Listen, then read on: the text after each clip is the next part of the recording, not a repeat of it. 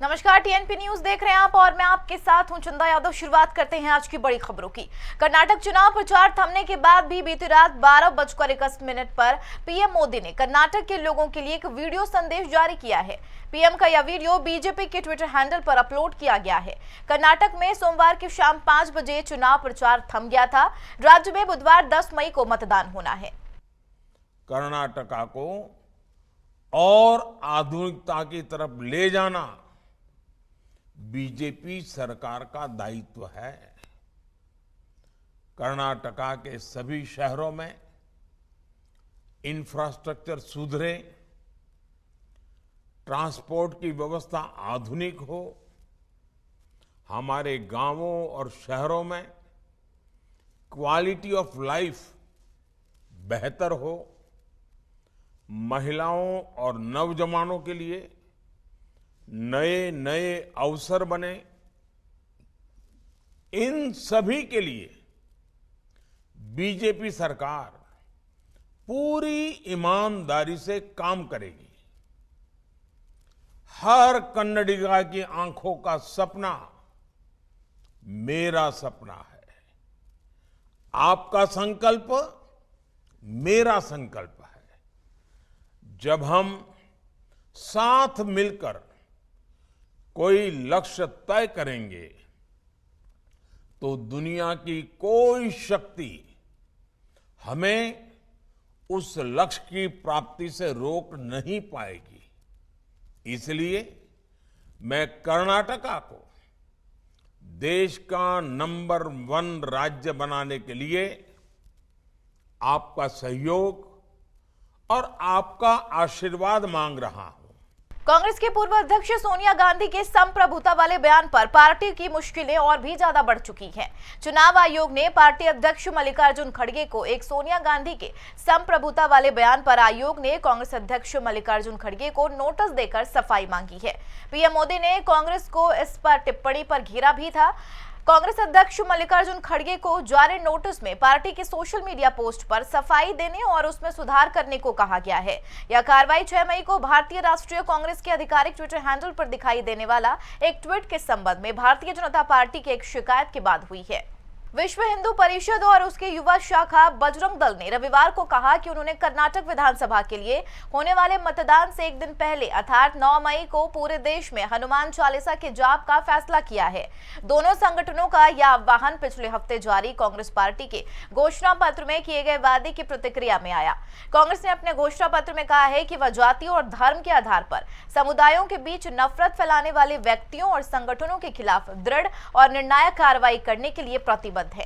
रामनगरी में मुख्यमंत्री योगी आदित्यनाथ ने कहा कि अयोध्या से कोई राम भक्त लोकतंत्र के इस पर्व में विजयी होकर जाता है तो यहाँ के बारे में अच्छी धारणा बनती है, और जब राम भक्तों पर गोली चलाने वाला व्यक्ति कुछ भी वोट पा लेता है तो उसका बहुत खराब संदेश जाता है। लोगों के मन में धारणा जाती है कि ये सब क्या हो रहा है। अयोध्या हमारी है और इसके प्रति हमारी सामूहिक जिम्मेदारी भी है। अयोध्या को फिर से हम जलमार्ग वाटरवे अयोध्या का प्रारंभ करने की तैयारी करने जा रहे हैं। आपने देखा होगा काशी से यह कार्य प्रारंभ हो चुका है। अब काशी में बड़े बड़े जलयान आ रहे हैं और गंगा जी में जितना जहां जल है उससे कम सरयू जी में नहीं है। केवल नदी के पानी को चैनलाइज कर देना है। इस पर हमारा कार्य चल रहा है और फिर यहां से टूरिज्म के लिए भी और साथ साथ अयोध्या से ढेर सारी संभावनाएं आगे बढ़ेंगी। यहां पे एक्सपोर्ट के लिए भी पूर्वी बंदरगाह से जोड़ने के लिए, हल्दिया से जुड़ने के लिए एक नया माध्यम भी ये प्राप्त होगा। मणिपुर सीएम एन बीरेन सिंह ने कहा कि हिंसा भड़काने वाले व्यक्ति व समूह का पता लगाने के लिए जल्द से जल्द एक उच्च स्तरीय जांच कराई जाएगी। मणिपुर सीएम एन बीरेन सिंह ने कहा कि 3 मई के दुर्भाग्यपूर्ण घटना में लगभग 60 निर्दोष लोगों की जान चली गई।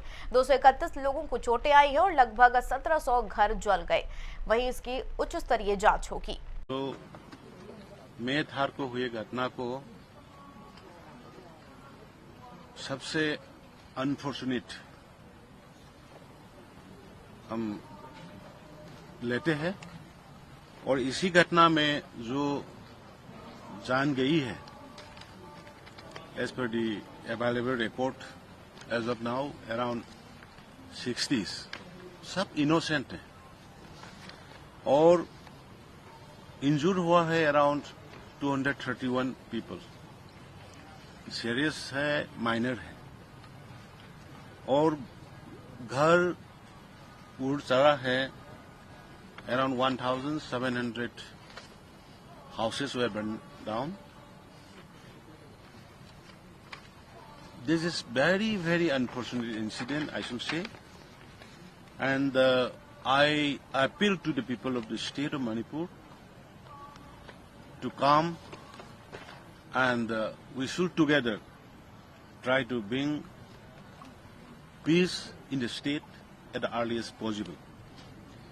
The state government has initiated many steps to bring back the stranded people from different parts of the state. केंद्रीय गृह मंत्री अमित शाह सोमवार देर रात पश्चिम बंगाल के अपने एक दिवसीय दौरे पर कोलकाता पहुंचे। शाह अपनी एक दिवसीय यात्रा के दौरान मंगलवार को रविंद्रनाथ टैगोर की जयंती समारोह में शामिल होंगे और land port authority of India और सीमा सुरक्षा बल के विभिन्न विकास परियोजनाओं का शिलान्यास और उद्घाटन भी करेंगे। वहीं अमित शाह की राजकीय यात्रा मंगलवार सुबह कोलकाता के जोड़ा सांकू ठाकुरबाड़ी में गुरुदेव रविंद्रनाथ टैगोर की प्रतिमा पर श्रद्धांजलि अर्पित करने के साथ शुरू होगी। महान बंगाली कवि के जन्म के उपलक्ष्य में 9 मई को रविंद्रनाथ टैगोर जयंती मनाई जाती है। मंगलवार को इस कार्यक्रम में गृह मंत्री अमित शाह के शामिल होना तय है। वहीं केरल में वंदे भारत ट्रेन पर पथराव की एक और घटना सामने आई है। केरल में अज्ञात बदमाशों ने सोमवार को कासरगोड तिरुवनंतपुरम वंदे भारत एक्सप्रेस ट्रेन को कथित तौर पर निशाना बनाया। केरल में पिछले 15 दिनों से यह दूसरा मामला है और यह ट्रेन हाल ही में शुरू की गई है। प्रधानमंत्री नरेंद्र मोदी ने 25 अप्रैल को राजधानी तिरुवनंतपुरम में राज्य की पहली वंदे भारत ट्रेन को हरी झंडी दिखाई थी। उधर कांग्रेस के पूर्व अध्यक्ष राहुल गांधी मंगलवार को माउंट आबू दौरे पर आएंगे। वे वहां चल रही कांग्रेस पार्टी के सर्वोदय संगम नेतृत्व के 10 दिवसीय शिविर के अंतिम दिन शिविर में शिरकत करेंगे। बताया गया कि सर्वोदय संकल्प प्रशिक्षण शिविर के जरिए कांग्रेस पार्टी नेतृत्व निर्माण कर रही है। माउंट आबू में चल रही सर्वोदय संगम शिविर में देश भर के 45 कांग्रेस जन प्रशिक्षण ले रही है। यह सर्वोदय संगम का तीसरा शिविर है। प्रधानमंत्री नरेंद्र मोदी के राजस्थान दौरे के एक दिन पहले राहुल गांधी का दौरा राजनीतिक तौर पर अहम माना जा रहा है। विवादों से घिरी फिल्म द केरला स्टोरी के एक क्रू मेंबर को एक अनजान नंबर से धमकी भरा मैसेज मिला है। मुंबई पुलिस के मुताबिक फिल्म द केरला स्टोरी के निर्देशक सुदीप्तो सेन ने पुलिस को बताया कि क्रू मेंबर्स में से एक को अनजान नंबर से मैसेज आया। पुलिस ने कहा कि मैसेज में उस शख्स को घर से अकेले बाहर नहीं निकलने की धमकी दी गई और कहा गया कि उन्होंने स्टोरी दिखाकर अच्छा काम नहीं किया है। पुलिस ने क्रू मेंबर को सिक्योरिटी तो दे दी, लेकिन कोई प्राथमिकी FIR यानी कि दर्ज नहीं की गई है क्योंकि उन्हें अभी तक कोई लिखित शिकायत नहीं मिली है। परिवर्तन निदेशालय ने दावा किया है कि छत्तीसगढ़ में 2000 करोड़ का घोटाला हुआ है। ईडी ने आरोप लगाया है कि IAS अधिकारी अनिल टुटेजा, शराब कारोबारी अनवर डेबर छत्तीसगढ़ के अवैध शराब सिंडिकेट के सरगना है। भ्रष्टाचार से अर्जित रकम का इस्तेमाल चुनाव प्रचार में भी किया गया। फिलहाल की बड़ी खबरों में मेरे साथ इतना ही। और भी खबरों के लिए आप बने रहिए TNP न्यूज के साथ। नमस्कार।